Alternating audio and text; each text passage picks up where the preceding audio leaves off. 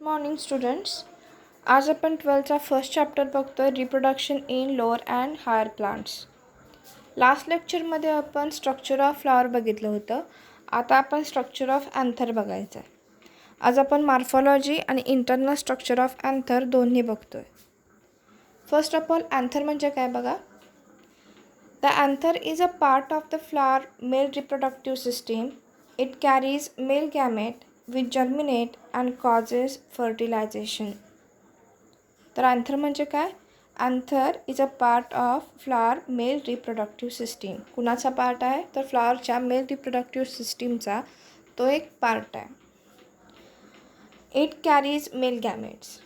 तो काय करतो, मेल गॅमेट कॅरी करतो. थोडक्यात ते काय कॅरी करतात तर पोलन ग्रेन कॅरी करतात. आणि पोलन ग्रेन जर्मिनेट होतात आणि त्यानंतर फर्टिलायझेशन होतं. So anther is a part of flower male reproductive system which carries fertilization. Next one, pollen grain typically consist two elements. First filament and another one anther. तर बघा, pollen ग्रेनमध्ये basically 2 parts असतात. एक असतो filament आणि दुसरा असतो anther. या इमेजमध्ये हा ट्यूबलाईक पोर्शन जो दिसतोय तो आहे फिलामेंट आणि हा अपरमोस्ट पार्ट जो आहे तो आहे अँथर. तर फिलामेंट कसं आहे, it is stalk like structure, long cylindrical. Okay. आणि अँथर कसं आहे तर अँथर आहे बायलोब्ड आणि अपरमोस्ट पार्ट आहे पोलन ग्रेनचा. So pollen grain consist 2 elements. First filament and another one anther. Filament is cylindrical long and anther is bilobe structure, uppermost part of the pollen grain. Next, structure of stamen. Stamen is nothing but androecium or male reproductive part of the flower. तर त्याचं structure कसं असते बघा. The structure is mainly divided into 2 basic parts. It is anther and filament. हा अँथरचा तुम्ही section घेतला तर तो असा दिसतो. आणि या सेक्शनमध्ये काय आहेत तर 2 लोब, हा एक लोब, हा सेकंड लोब आणि त्याच्यानंतर ह्याचे 4 चेंबर असतात. 1, 2, 3 and 4. सो बघा, it has knob like structure which usually consist 2 lobes and 4 chambers. हे 2 लोब्स आणि त्याच्यानंतर हे 4 chambers join together by connective tissue. आणि ते एकमेकांना कनेक्टिव्ह टिश्यूनी अटॅच झालेले असतात. It carries the pollen grains within it. Means स्पोरॅन्जियामध्ये काय असतात, पोलन ग्रेन्स असतात आणि त्याच्यानंतर स्पोरॅन्जिया पोलन सॅकमध्ये कन्वर्ट होते. जेव्हा स्पोरॅन्जिया मॅच्युअर होते त्यावेळेला त्याचं कन्व्हर्जन पोलन सॅकमध्ये होतं. Next one, the pollen grains are moved from anther to stigma of either same or different flower during pollination. ज्या वेळेला पोलन ग्रेन स्टिग्मावरती लँड होतात एकाच फ्लॉवरमध्ये किंवा वेगवेगळ्या फ्लॉवरमध्ये, त्यावेळेला त्याला काय म्हणायचं, पॉलिनेशन असं म्हणायचं. ज्या वेळेला एकाच फ्लॉवरमध्ये ही प्रक्रिया घडून येत असेल तर त्याला सेल्फ पॉलिनेशन म्हणायचं. आणि त्यानंतर सपोज डिफरंट फ्लॉवरचे अँथर वेगवेगळ्या स्टिग्मावरती लँड होत असतील तर त्याला क्रॉस पॉलिनेशन म्हणायचं. पॉलिनेशनचा पार्ट आपण डबल फर्टिलायझेशन नंतरच्या पार्टमध्ये बघतोय. आता फक्त पॉलिनेशनची डेफिनेशन लक्षात ठेवा. पॉलिनेशन म्हणजे काय तर पॉलिनेशन म्हणजे अँथर लँड्स ऑन स्टिग्मा. परत एकदा बघा, structure of stamen. Stamen is nothing but androecium or male reproductive part of the flower. It is knob-like structure and usually consists 2 lobes and 4 chamber. And this structure is joined together by connective tissue. Stamen consists pollen grain. Next, when pollen grains land on stigma, it is known as pollination. Next one, internal structure of anther. Internal स्ट्रक्चरमध्ये बघा, ज्या वेळेला तुम्ही मायक्रोस्कोपमध्ये section बघाल त्यावेळेला तुम्हाला अशी diagram दिसेल. सो या डायग्राममध्ये जो आउटरमोस्ट पार्ट जो आहे किंवा आउटरमोस्ट लेअर जी आहे सेलची त्याला म्हणायचं epidermis. Okay, epidermis is outermost layer of internal structure of anther. Next one, एपिडर्मिसच्या आतमध्ये एक दुसरी लेअर असते त्याला म्हणायचं एंडोथेसियम.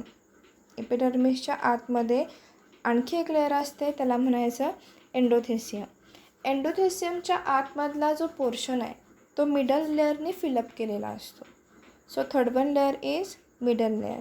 आणि मिडल लेअरच्या आतमध्ये हे जे 4 चेंबर्स आपण म्हणतो त्यांची इनर लेअर असते त्याला म्हणायचं टेप्टम. आणि टेप्टमच्या आतमध्ये पोलन ग्रेन्स असतात. सो बघा, anther consists 2 main parts, anther wall and pollen sac. The immature stage of anther represented by the group of parenchymatous tissue surrounded by epidermis. The wall of anther divided into 4 layers.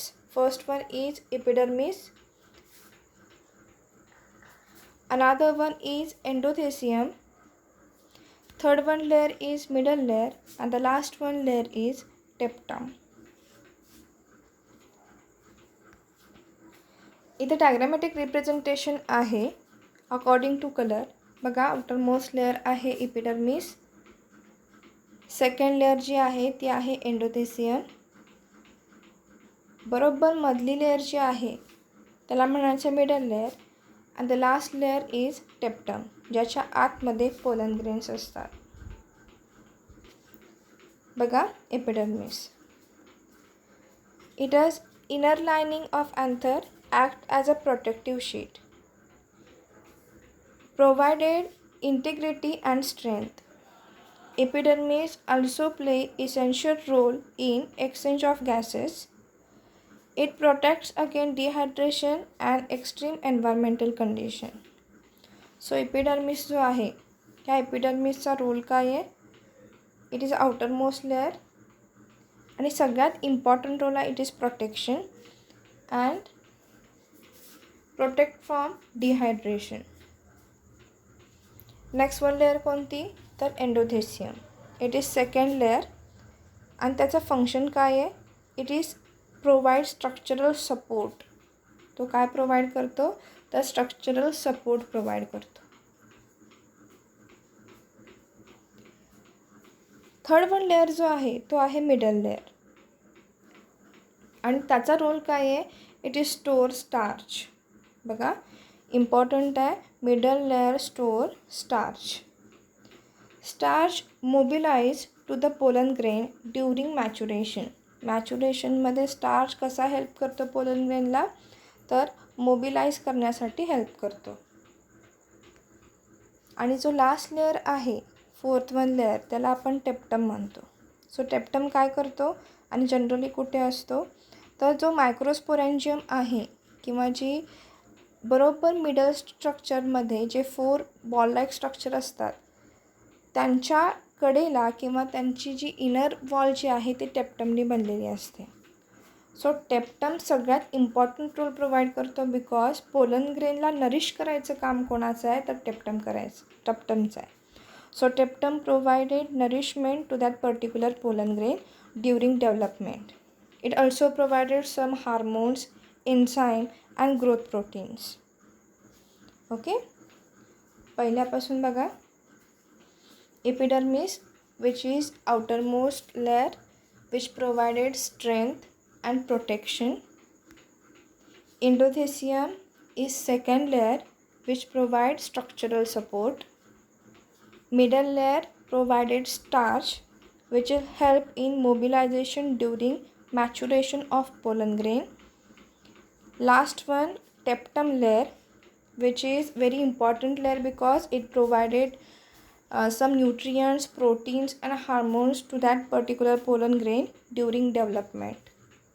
Okay, thank you.